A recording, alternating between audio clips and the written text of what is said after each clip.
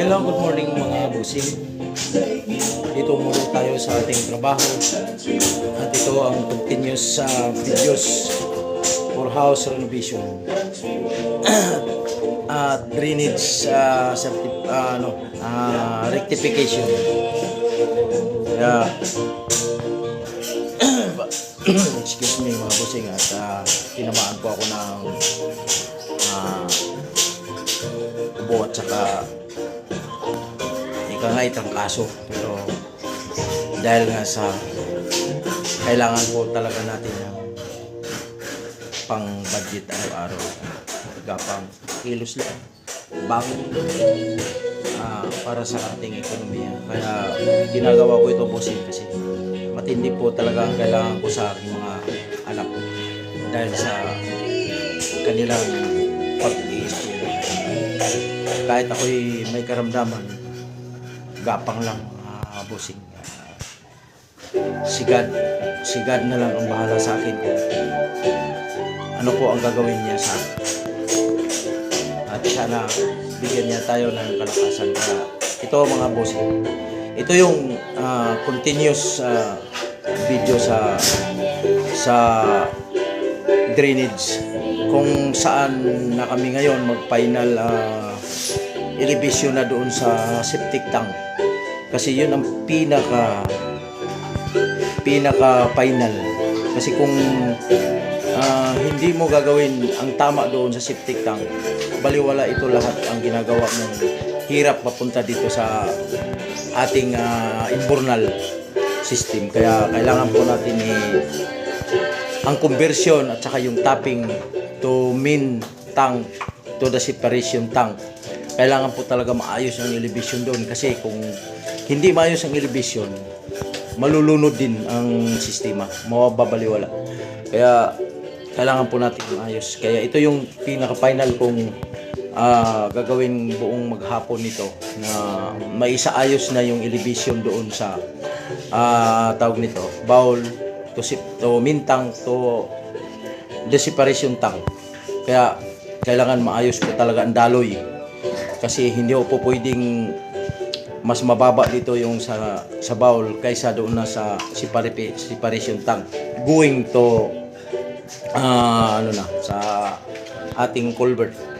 Kaya kailangan mas mababa yung culvert ng konti, mga 0.5 lang ang aking binibigay na dito measurement.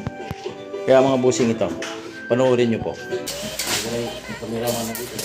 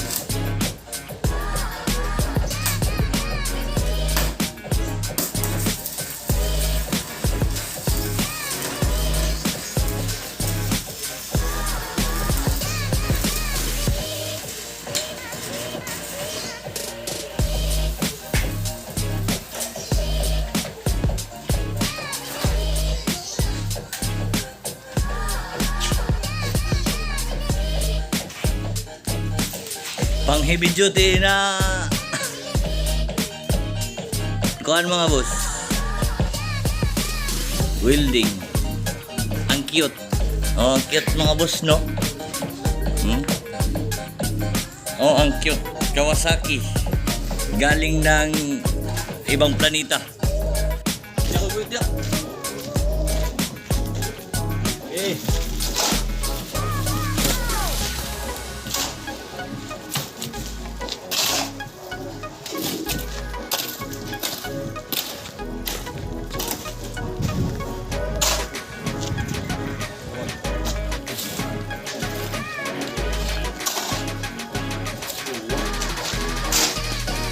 Wow, kumayanin ko na pantay, Ray.